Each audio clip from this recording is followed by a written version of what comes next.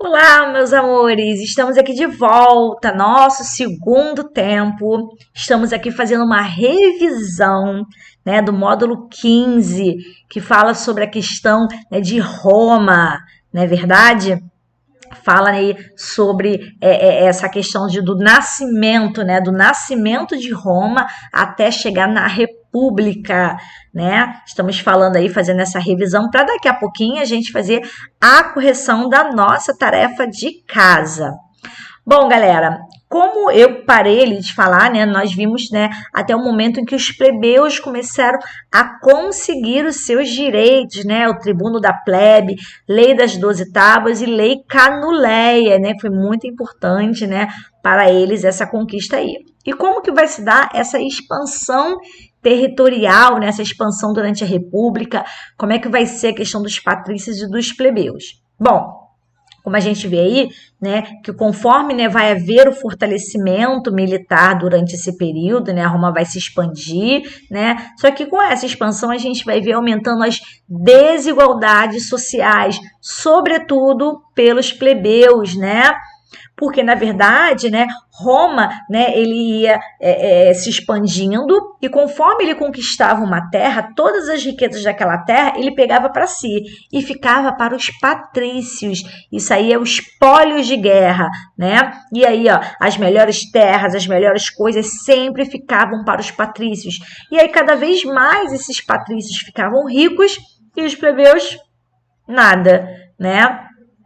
E aí a gente vai ver, né, muitos plebeus, né, que acabam pegando empréstimos, né, com os patrícios, né, acabavam contraindo dívidas e acabavam se tornando o quê? Escravos por dívida, né?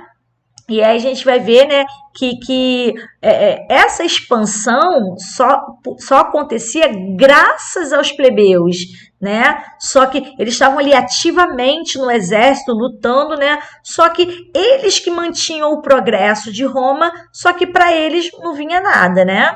E aí a gente vai ver, né, lá no século IV a.C., onde os plebeus eles vão, né, se organizar, né, e vão começar a lutar, né, lutar não, né, vão reivindicar e eles vão conseguir abolir, né, acabar, enfim, com a escravidão por dívida, né? E aí também vai ser nessa época que os plebeus também vão conseguir um novo direito, né, de ocupar as magistraturas e o direito também que as resoluções das assembleias, né, tivessem força de lei, né? E aí a gente vai ver esses plebeus, né, conseguindo, né, ampliar os seus direitos, né, mediante a sua postura, né?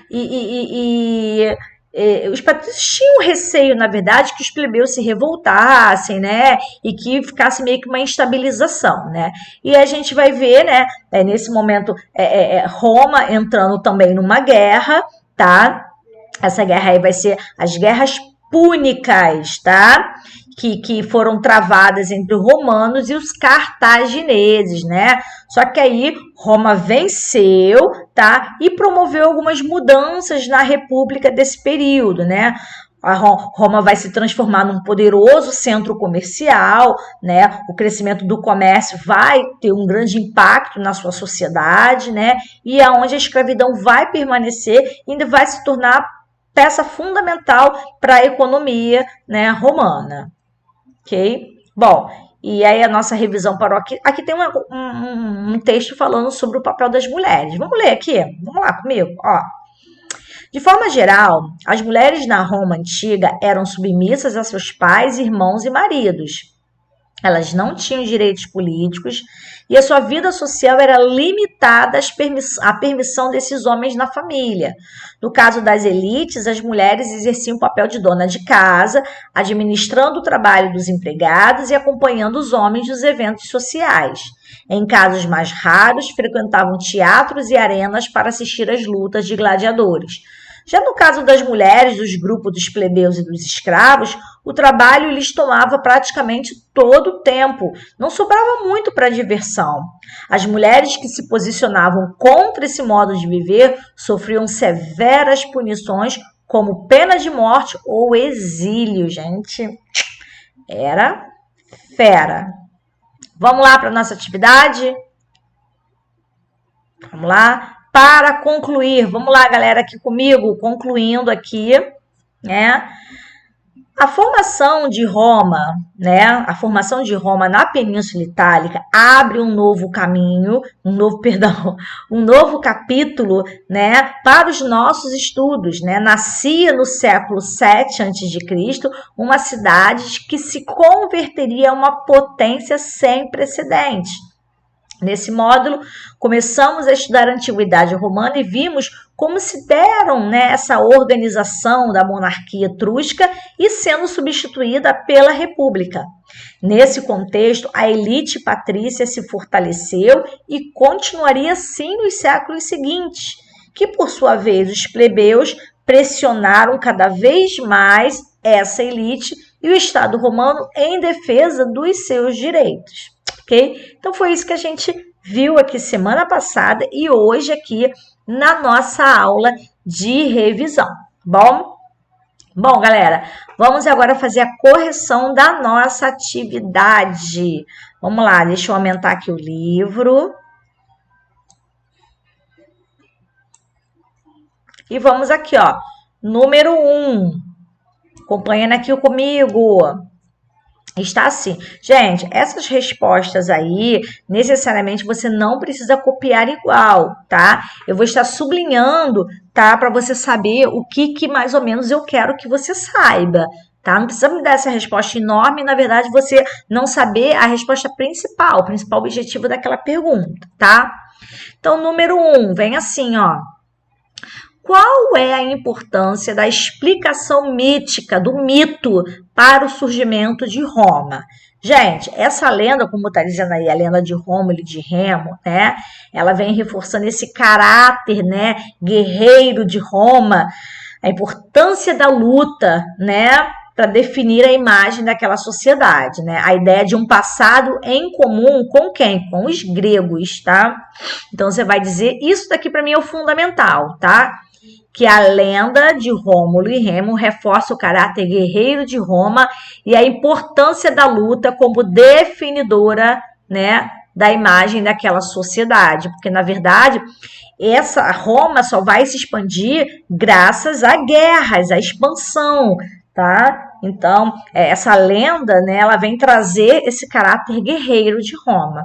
Então, para mim, isso aí que eu sublinhei é o fundamental para você poder anotar aí, tá? Vamos lá? Número 2. Aqui do ladinho, deixa eu trazer o livro mais para cá. Como estava dividida a sociedade romana? Gente, essa questão aí estava de acordo com a nossa pirâmide social, que eu apresentei para vocês no vídeo da semana passada e pedi para vocês copiarem no caderno. Então, não tinha por que errar essa questão. Quem errou, ó, vou puxar a orelha, hein, de quem errou essa questão, hein? Quem errou não fez o dever que eu passei da semana passada, hein? Atividade, dever não, atividade, né? Dever, acho que essa palavra dever é muito forte. Atividade. Então, ela estava dividida. Patrícios, plebeus, clientes, escravos, tá? Seguindo essa ordem, tá? Questão de plebeus e clientes não segue uma ordem certa, tá? Mas aqui você não precisava botar em ordem, não. Não necessariamente precisa botar em ordem, tá? Só para você saber que eram essas 4 classes aí que tinha na sociedade romana. Patrícios, plebeus, clientes e escravos, ok? Show!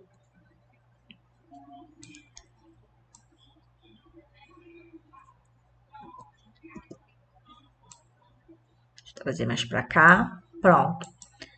Número 3. De que forma os plebeus conquistaram direitos em Roma? Gente, eles ficaram o quê? Pressionando os patrícios, né? E o que eles fizeram? Eles cruzaram o braço e, ó, não vou lutar. Eles se recusaram a lutar, eles fizeram rebeliões, né? Até conquistar os seus direitos. Então, essa resposta que está aí é praticamente isso que eu falei aqui, tá? Então, vocês vão dizer que eles, ó, pressionaram o Estado romano, né? Eles... Como Como é que, gente, que não sublinhou aqui? Pressionaram o Estado romano, né? Recusaram-se a lutar, rebelaram-se contra o Estado, né? Então, eles fizeram isso para poder, né, de uma forma, conquistar os seus direitos. E aí vem a minha pergunta: eles conseguiram? Muito bem, eles conseguiram sim, gente, né? Lei das 12 tábuas, né?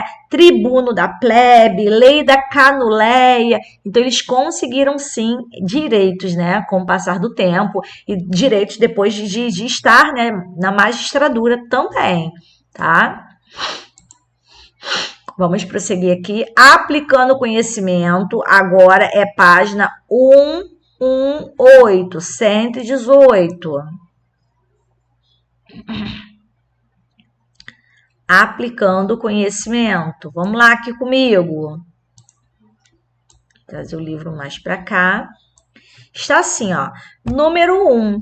Explique um fator presente no trecho a seguir que mostra por que os romanos não queriam mais o domínio etrusco. Então, o texto está escrito assim, ó. A partir de então, passou-se a eleger cônsules em número de 2, ao invés de um único rei, com o propósito de que, se um deles tivesse a intenção de agir mal, o outro, investido da igualdade e autoridade, o coibisse. O coibir, né? Interromper ele para ele não agir mal. Aí, gente, qual foi o fator que fez com que, né, os romanos não queriam mais o domínio etrusco, né? E aí, né, tá dizendo aí que através da república e com as suas instituições, isso iria evitar o abuso de autoridade, né, dos reis, né? E que era, né, o poder estava centralizado na mão dos reis. E aí ele fala que com a república, né, e com as instituições instauradas pela república, isso iria evitar o abuso de autoridade. Então, a resposta você poderia botar até aqui, ó. Até aqui já estaria certo, tá bom? Não precisa botar isso tudo, não. Você também poderia retirar do texto, se você quisesse, tá? Você poderia colocar, né, que era uma forma de coibir caso algum rei, né, viesse a agir de maldade, enfim. Você também poderia tirar algo relacionado ao texto, tá? Esse pequeno trecho. Número 2, desci aqui. Tem um texto. Vamos ler aqui comigo esse texto? Calma aí que eu vou descer porque tá tampando aqui, né, para vocês. Assim, ó. Consideremos o significado da palavra república. Ela vem do latim res publica, que quer dizer coisa de todos. Denomina, portanto, uma forma de governo em que o Estado e o poder pertencem ao povo. No entanto, o que se observou na fase inicial da República Romana foi a instalação de uma organização política dominada apenas pelos patrícios. Não houve distribuição do poder entre todos, pois a maioria da população, como plebeus, não tinha inicialmente direito, né, de participar das decisões políticas. E isso gerou grandes conflitos. Aí vem assim, ó. Agora, apresente um exemplo que justifique a ideia de que, no entanto, o que se observou na fase inicial da República Romana foi a instalação de uma organização política dominada pelos patrícios, né? Então, gente, olha só, né? Os patrícios, os plebeus, na verdade, como a gente viu ali, eles não tinham participação, né, política, até, e todos os privilégios, inclusive os espólios de guerra, eram dos patrícios, tá? Então, você pode dizer, aqui está dizendo que os plebeus eram marginalizados politicamente, significa que eles não faziam parte da política, tá? Então, eu vou dizer aqui, ó, os plebeus, ó, não participavam das principais decisões políticas, tá? Além disso, os patrícios tinham privilégios sobre os espólios de guerra. Então, você pode estar colocando essa resposta aí, ou você pode estar de uma forma mais rápida, né? Os plebeus não tinham, né, participação política e todas as coisas boas ficavam com os patrícios, inclusive os espólios de guerra, as melhores terras, todas as riquezas, né? Os patrícios enricavam cada vez mais, os plebeus não. Então, você poderia ter colocado isso aqui com as suas palavras também. Bom, dá um tempinho aí para vocês irem fazendo, copiando, copiando não, consertando quem errou, tá? Lá.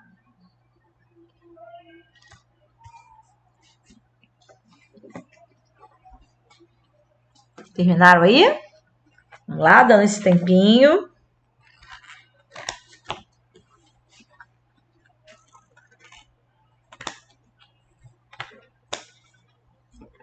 Pronto? Vamos lá, descendo aí, nós temos o número 3, que conflitos foram gerados por essa situação?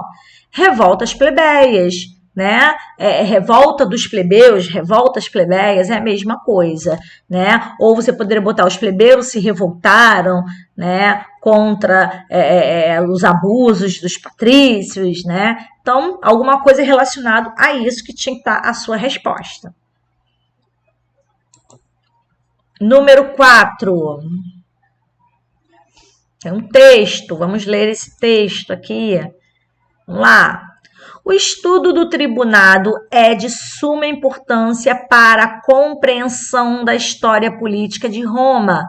A ação de tribunos perpassa a maioria dos acontecimentos-chave que moldaram a República, que foi a evolução dos poderes e direitos do tribuno, corre paralela às mudanças sociais e políticas de cada século. Aí, através desse texto, ele pergunta: por que o estudo do papel do tribuno da plebe é tão importante para o conhecimento da história romana, tá, gente? Porque, na verdade, olha só, esse tribuno da plebe, vou sublinhar aqui, ó,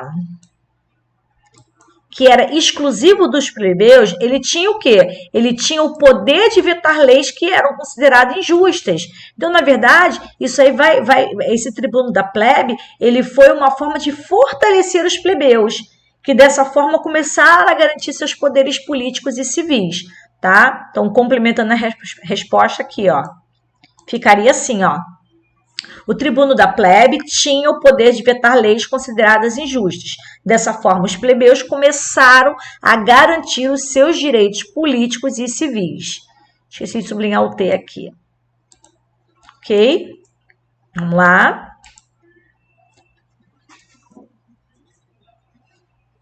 Dando esse tempinho aí para vocês irem copiando, corrigindo aí o que tiver errado, né? Porque teve uma aula minha ao vivo que teve uma aluna que falou: professora, a senhora quando faz a correção no vídeo, a senhora faz muito rápido, né? Então, tô dando esse tempinho aqui, né? Não vou nem dizer que o nome dela é Luana, né? É de uma outra turma. Agora eu não me recordo agora se é aluna da 601 ou 602. Ela uma vez falou isso comigo, me chamou a atenção, hein? Vamos lá. Prosseguindo. Vamos dar prosseguimento aqui. Deixa eu diminuir aqui. Desenvolvendo habilidades, número 1. Tem um texto, olha. Foi com os romanos, porém, que o ofício se estruturou e se aproximou do que é praticado até hoje. O político Cícero determinou a separação entre os registros públicos, que eram ligados à corte e produzidos pelos notários, dos privados, mais comumente de testamentos e acordos consensuais produzidos pelos tabeliones. Os notários da antiga República Romana não só asseguravam a veracidade de documentos, como conferiram um ar mais formal a essas inscrições, né? Que era cunhando um estilo, né, de escrita peculiar próprio dali, que viria a ser associada posteriormente ao direito romano, tá? E aí, de acordo com o que foi lido, os romanos, olha aqui, letra A, né? Preparar é mole, gente. preocuparam-se em constituir uma burocracia estatal capaz de organizar e administrar o Estado. Letra A, colocando aí, galera. Letra A de amor. Vamos lá. Prosseguindo. Vamos lá. Prosseguindo aqui comigo. Descendo, número 2. A imagem a seguir ilustra a tartaruga, típica formação militar romana, né? Gente, a tartaruga eles juntavam os escudos formando uma proteção, tá? Isso chamava tartaruga. Por meio dela, as tropas conseguem uma aproximação do inimigo utilizando seus escudos empunhados como proteção. Assim, eles conseguiam seguir em frente todos os escudos juntos, né? E aí ele vem assim, olha, na República Romana foram desenvolvidas novas formações militares de acordo com as necessidades da época. Isso está associado, olha aqui, ó, a letra C, ao processo de expansão territorial em direção ao Mediterrâneo, né, gente? Então, toda essa formação militar, na verdade, era com o intuito de expandir, né? Expandir território, ganhar território, tá? Porque ganhando território ele estava ganhando poder, tá? Então, essa era a intenção, tá? Gaguejando aqui, dessas formações militares. Ok? Letra C. Aqui em cima, número 3, tem um texto, né? O governo da República Romana, né, estava dividido em 3 corpos, né? Tão bem equilibrados em termos de direitos que ninguém, mesmo sendo romano, poderia dizer com certeza se o governo era aristocrático, democrático ou monárquico, né? Com efeito, a quem fixar a atenção no poder dos cônsules, a Constituição romana parecerá monárquica, e a quem fixá-la no Senado, ela mais parecerá aristocrática, e a quem fixar no poder do povo, ela parecerá claramente democrática. É um meio samba do crioulo doido, uma coisa meia saracovaco, né? Uma coisa meio enrolada isso aí, né, gente? Bom, vamos tentar entender, né? Essa descrição aí, ela foi idealizada na República, né, feita pelo autor, não aponta a letra C, a manutenção do poder nas mãos dos patrícios como controle sobre o Senado e as magistraturas, que na verdade ele está dizendo que, né, cada um que pegar, né, irá interpretar de uma maneira, mas em nenhum momento ele fala na questão do poder nas mãos do patrício, tá? Então é letra C. E por último, número 4. Ao lidarmos com escravos, não deveríamos permitir que fossem insolentes para conosco, nem deixá-los totalmente sem controle. Aquela cuja posição está mais próxima, né, da dos homens livres deveriam ser tratados com respeito. Aqueles que são trabalhadores deveriam receber mais comida. Já que o consumo de vinho também torna homens livres insolentes, e é claro que o vinho jamais deveria ser dado a escravos ou só muito raramente. A escravidão no mundo romano, gente, olha aqui, letra D, representava a base da economia, sendo ampliada depois da expansão, né, de Roma.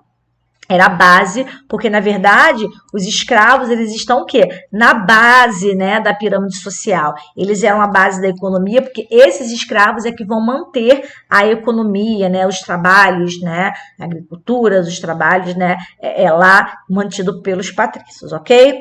Bom, galera, finalizamos aqui a correção do nosso dever.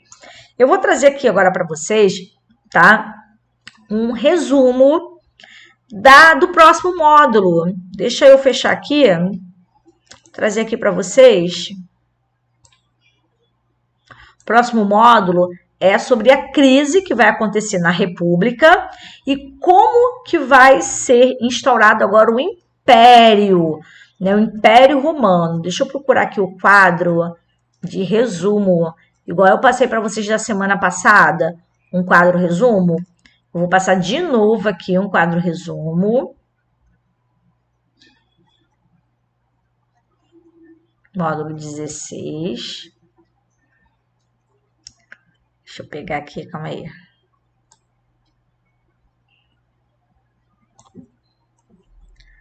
Deixa eu... Peraí.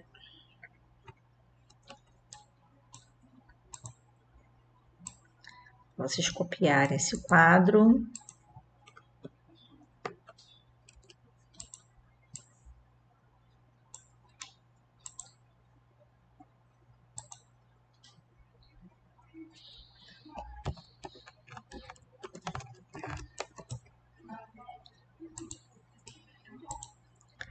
Deixa eu pegar aqui, ó.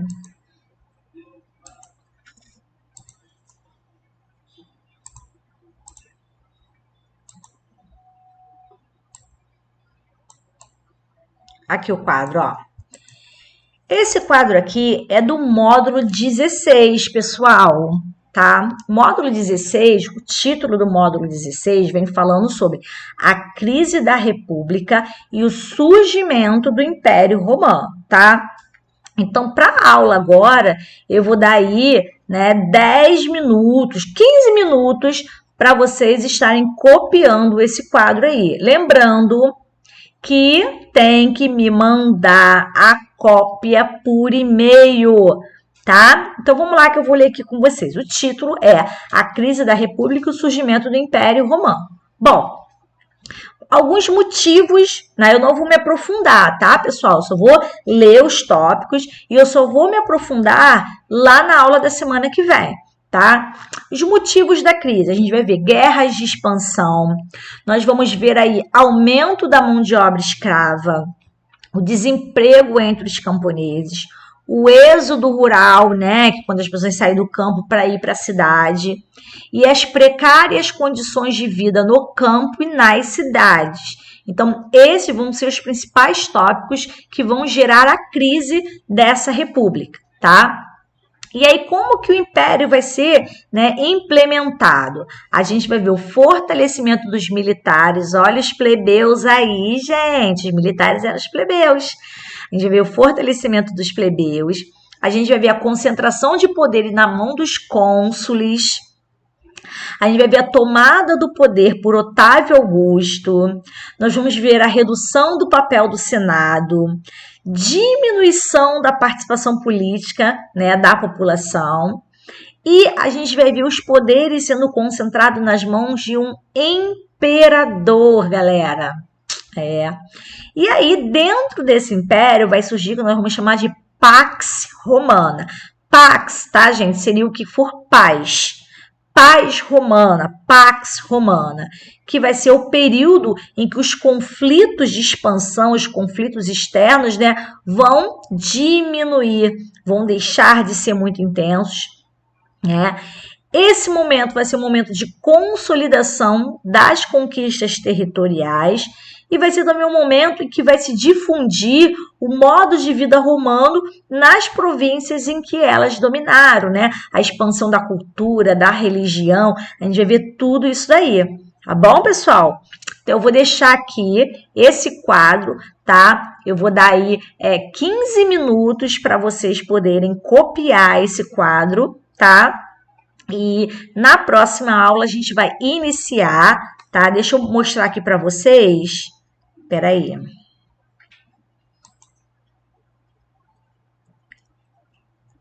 Ó. Ai, não, calma aí, não é isso não. Isso aí. Calma aí. Deixa eu mostrar aqui para vocês, ó, o início do módulo que nós vamos iniciar.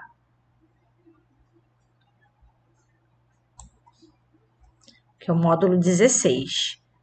Calma aí que eu vou trazer de volta esse quadrinho, tá, pessoal? Calma aí. Só para você não se desesperar. Aqui, ó. Vai ser esse módulo aí que nós vamos iniciar semana que vem. A crise da República e o surgimento do Império, né? Vamos falar sobre, né, essa questão de noções de cidadania, da política, né? Sobre os domínios romanos, né? E como que Roma vai se tornar o grande império da antiguidade. Tá bom, pessoal? Então, eu vou deixar aqui o quadrinho, deixa eu fechar aqui o livro de vocês.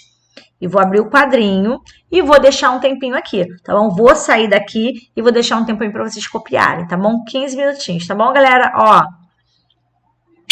beijo no coração de vocês, ó. Até semana que vem. Tchau, tchau.